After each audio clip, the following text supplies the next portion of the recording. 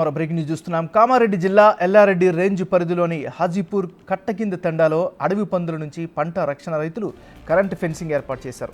కానీ ఆ తీగలు తగిలి చిరుతపులి మృతి చెందింది. ఈ విషయాన్ని గమనించిన రైతు దానికి పూడ్చిపెట్టేశాడు. అయితే 2 రోజులు గడుస్తున్న ఈ విషయం అటవీ అధికారులకు తెలియలేదు. నిన్న రాత్రి గ్రామానికి చెందిన వ్యక్తి ఒకరు పోలీసులకు సమాచారం ఇవ్వడంతో అసలు విషయం వెలుగు చూసింది. దీంతో వెంటనే ఫారెస్ట్ సిబ్బంది అటవీ ప్రాంతానికి చేరుకున్నారు. కేసు నమోదు చేసుకుని దర్యాప్తు షురూ చేశారు.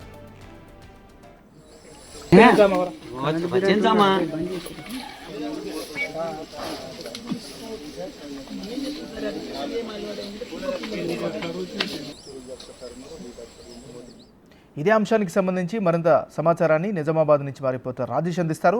రాజేష్, ఏం జరిగింది? ప్రస్తుత అప్డేట్ ఏంటి?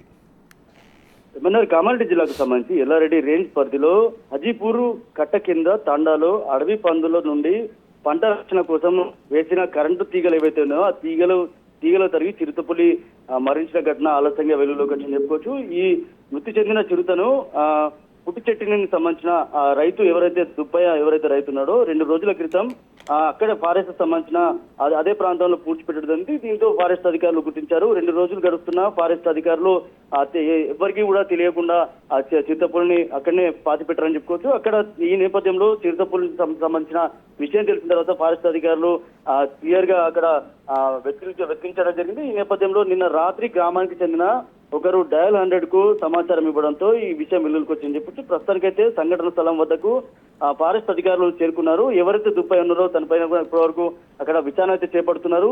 ఎందుకంటే ముఖ్యంగా ఈ చిరుతపులకు సంబంధించి అక్కడ ప్రాంతంలో వస్తాయి కాబట్టి, ముఖ్యంగా ఎలుగుబంట్లు పంటంతా నష్టం చేస్తుంది కాబట్టి కరెంటు తీగలు పెడతా ఉంటారు పొలానికి సంబంధించి. ఈ నేపథ్యంలో అక్కడ చిరుతపులు వచ్చిన తర్వాత అక్కడ కరెంటు శక్తి తగలడంతో చిరుతపులు చనిపోయింది. ఈ విషయం కూడా ఆలస్యంగా వెలుగులోకి వచ్చింది.